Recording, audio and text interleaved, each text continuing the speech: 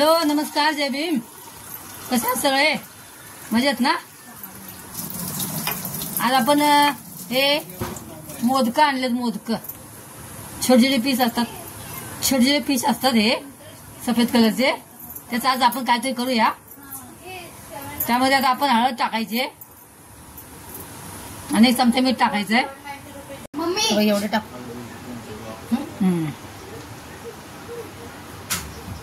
हा, एक चमचा हळद टाकायचं. मिठासाठी माझ्या बहिणीच्या मुलीकडे मी आलेली आहे. मिठासाठी थांब जरा, इथं मीठ आहे एवढं. हा, आणि एक चमचा मीठ टाकायचंय आणि छान व्यवस्थित हलवून घ्यायचंय.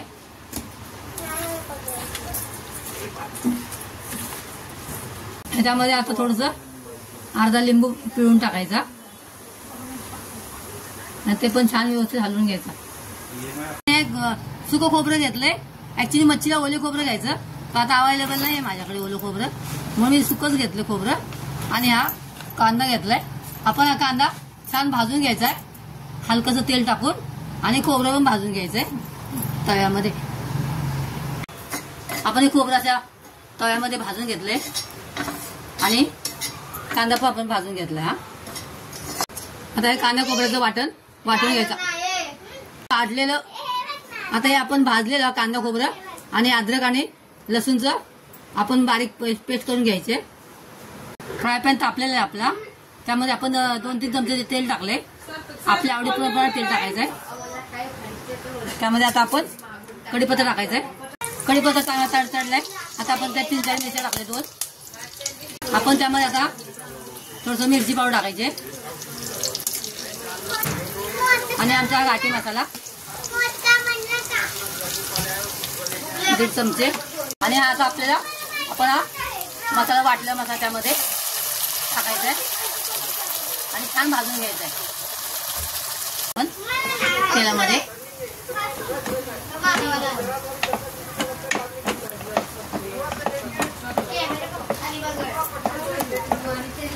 तेल सुटेपर्यंत भाजायचा मसाला आपण. बघा, तेल थोडं सुटायला लागले. आता आपला मसाला चांगला भाजून झालाय. त्यामध्ये आपण हे गरम केलेलं पाणी ओतायचं आहे.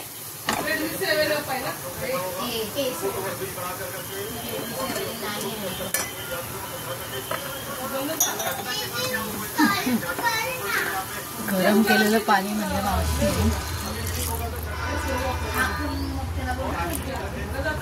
आणि चांगलं छान उकळी येऊ द्यायचं त्याला. त्याला छान बघा उकळी आले. मसाला छान उकळी आलेली आहे. आपण त्यामध्ये हे हळद, मीठ आणि लिंबू पिळलेलं मोदक त्यात आपण टाकायचे आहेत.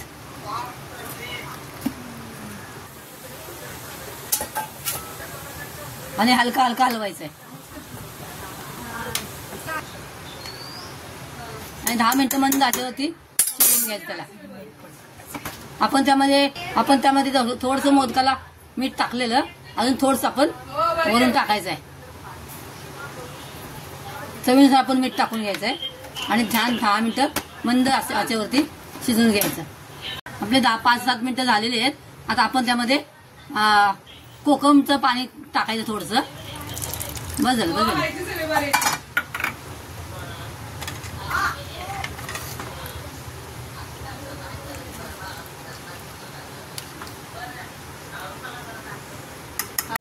वरून आपण भरपूर अशी कोथिंबीर टाकायची आहे. आणि आपला हा मोदकाचा मसाला तयार झालेला आहे. आणि माझ्या अक्का भाऊजी ऑनलाईन बघा गावावरून. भाऊजी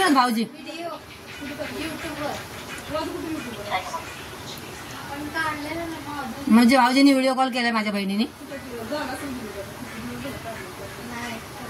असा आपला मोदक माशाचा मसाला तयार झालाय बघा. एकदम झणझणीत आणि लालबड झालाय.